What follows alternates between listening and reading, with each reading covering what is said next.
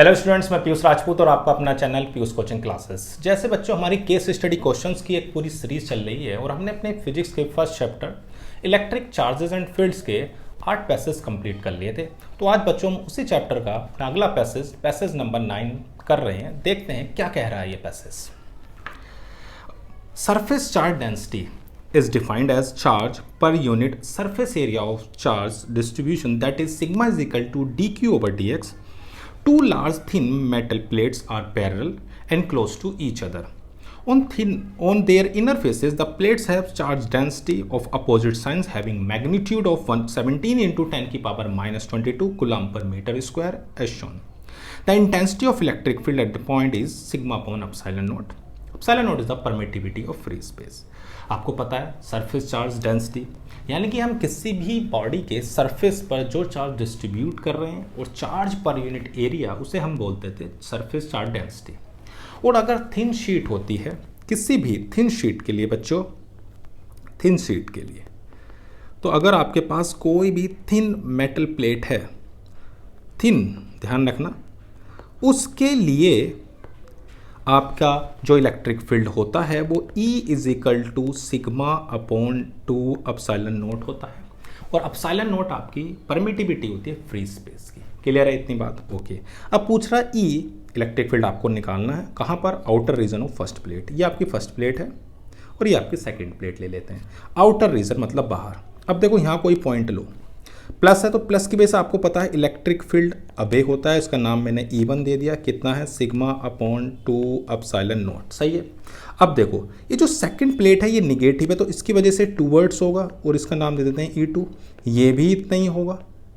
तो अब देखो क्या ये एक दूसरे को कैंसिल करेंगे? हाँ जी बिल्कुल करेंगे। तो इस पॉइंट पर अगर आप इलेक्ट्रिक फील्ड की बात करो तो जीरो होगा, यानी फर्स्ट प्लेट के बाहर कोई इलेक्ट्रिक फील्ड नहीं, यानी कि जीरो। कोई दिक्कत तो नहीं।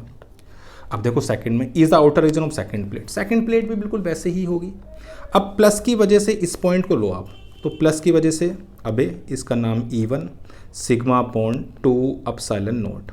और जो माइनस है उसकी वजह से क्या हो जाएगा? टूवर्ड्स ये E2 और इसकी वैल्यू भी क्या है? Sigma upon 2 epsilon not. तो ये भी बच्चों एक दूसरे को कैंसिल कर रहे हैं तो यहाँ भी क्या होगा? जीरो। तो एक बात समझ में आ गई कि अगर दो चार्ज प्लेट्स हैं और उन पर चार्ज डेंसिटी इक्वल और अपोजिट है तो उनके बाहर कोई भी इलेक्ट्रिक फील्ड नहीं होगा। आप याद रखोगे इससे, ठीक है ना? अंदर देख लेते हैं बिटवीन प्लेट्स। अब अगर बिटवीन की बात करें तो प्लस की वजह से तो अबे और माइनस की वजह से टूवर्ड्स, इस बार दोनों एक ही डायरेक्शन में आ गए। तो इस पॉइंट पर अगर देखो तो दोनों ऐड हो जाएंगे, sigma upon 2 epsilon note plus sigma upon 2 epsilon note, यही होगा।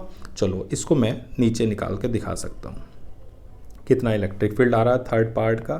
तो ये हो गया sigma upon 2 epsilon note plus sigma upon 2 epsilon note, यानी कि sigma upon epsilon note. Sigma यानी चार्ज डेंसिटी आपको दी हुई है 17 इंटू 10 की पावर माइनस 22 और आपको पता है एप्सिलॉन नोट होता है 8.85 इंटू 10 की पावर माइनस 12।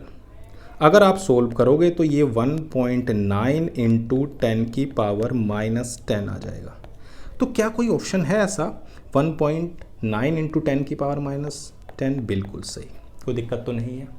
अब the ratio of E from right side of B at a distance 2 centimetre और 4 सेंटीमीटर। देखो बच्चों जो इलेक्ट्रिक फील्ड है वो इलेक्ट्रिक फील्ड आपको पता है कितना है? E is equal to sigma upon 2 epsilon naught. क्या ये डिस्टेंस पर डिपेंड कर रहा है? नहीं। आप डिस्टेंस 2 सेंटीमीटर लो, 4 लो, नहीं कर रहा डिपेंड, यानी डिस्टेंस पर डिपेंड नहीं करता ये। अब डिस्टेंस पर डिपेंड ही नहीं कर रहा तो हर जगह इलेक्ट्रिक फील्ड कैसा होगा? सेम होगा। तो आप चाहे 2 सेंटीमीटर पर निकाल लो, 10 पर निकाल लो, हमेशा आपका सेम आएगा, यानी जो रेशियो होगा 1:1 होगा। क्लियर है ना? दोनों जगह इलेक्ट्रिक फील्ड सेम है क्योंकि डिस्टेंस पर डिपेंड नहीं कर रहा। तो क्या कोई ऑप्शन है? देखो बच्चों, हाँ जी 1:1।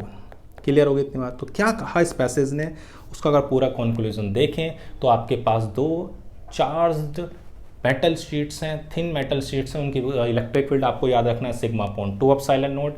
अगर एक पॉजिटिव एक निगेटिव है, दोनों पर चार्ज डेंसिटी सेम है, तो उनके बाहर कोई इलेक्ट्रिक फील्ड नहीं होगा, जो भी इलेक्ट्रिक फील्ड होगा वो अंदर होगा, और वो इलेक्ट्रिक फील्ड डिपेंड नहीं करता डिस्टेंस पर। यानी कि आप कोई भी पॉइंट लोगे वहाँ पर इलेक्ट्रिक फील्ड सेम होगा किसी भी थिन मेटल शीट की वजह से।